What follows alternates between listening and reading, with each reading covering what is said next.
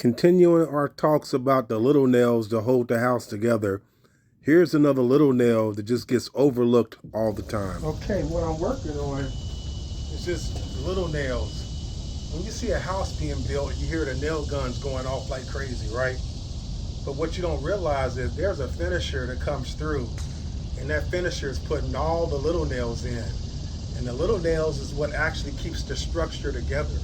So in my own swing, I'm working on the little nails right now. And that's what I'm doing this summer. Because we got golf summer camp. All my kids have been here for years now.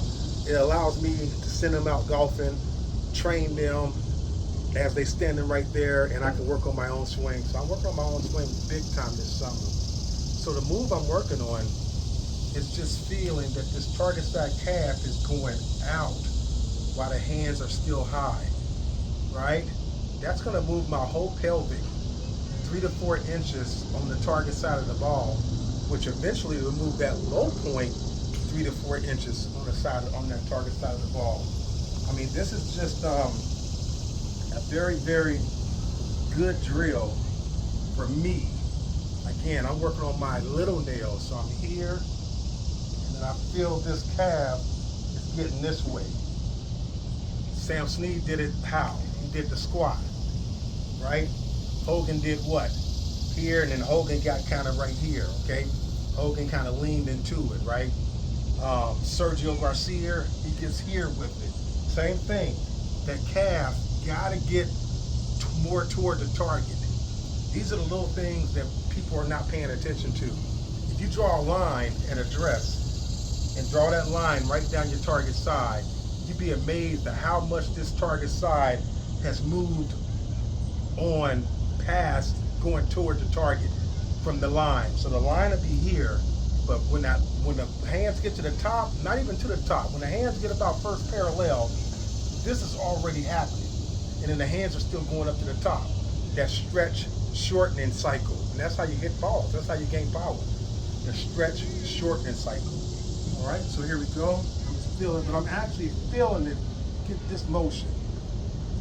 I'm only trying to hit balls at 60% power, because once I can own it at 60%, then I can master the 7%, 70, 80, 90% power.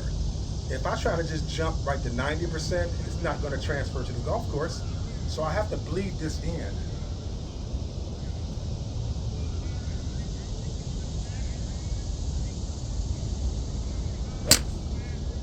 Oh, that was golden. This motion is, again, don't try to do it at no crazy speeds. You want to be able to own this at 60%, and then you move it to 70%, then you can move it to 80%, then you can move it to 90% once you master each ladder, okay? This is the best way to train. Remember this, Tiger Woods worked on a motion, worked on a drill for over a year just to move his strike pattern 1.5 millimeters.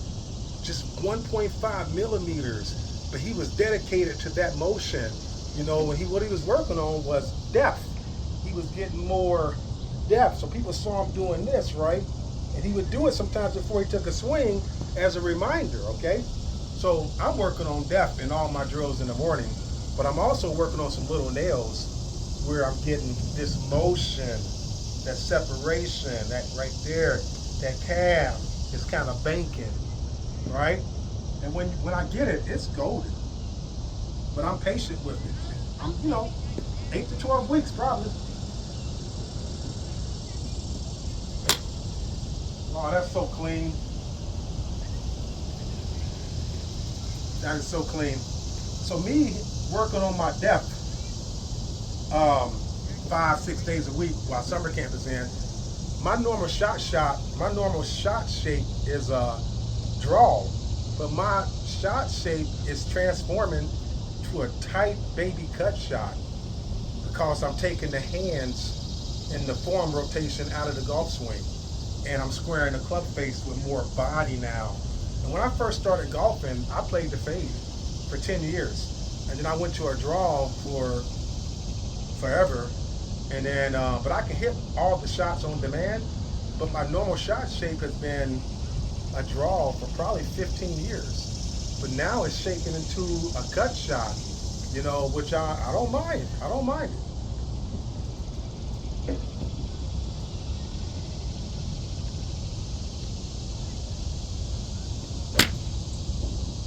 That was a dead ball.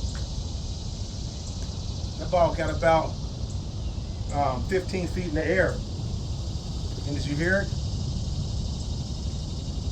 Yeah, so this is just something I'm working on, the little nails. I'm here, and I'll do dry swings.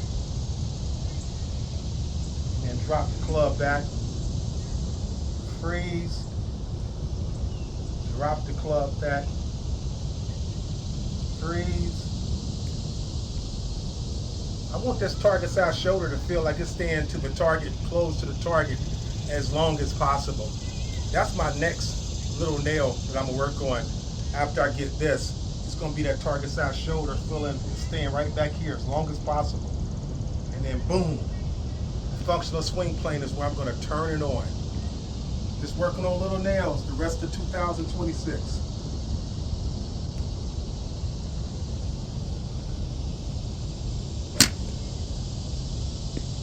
Beautiful.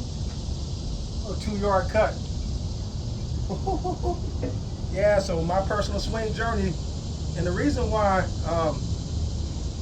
I talk about my personal swing journey, I'm not asking you to work on what I'm working on. I want you to be able to work on what you need to work on by seeing the detail I pay to my swing, and then when I also post clients' videos, the detail that we're working on, what they need to work on, right? So I'm not trying to get you to look a certain way. I'm more concerned about, are you into the proper protocols, the proper dynamics, right? Because just like a DNA, everybody has a personal golf fingerprint. You just got to find your fingerprint and then cultivate.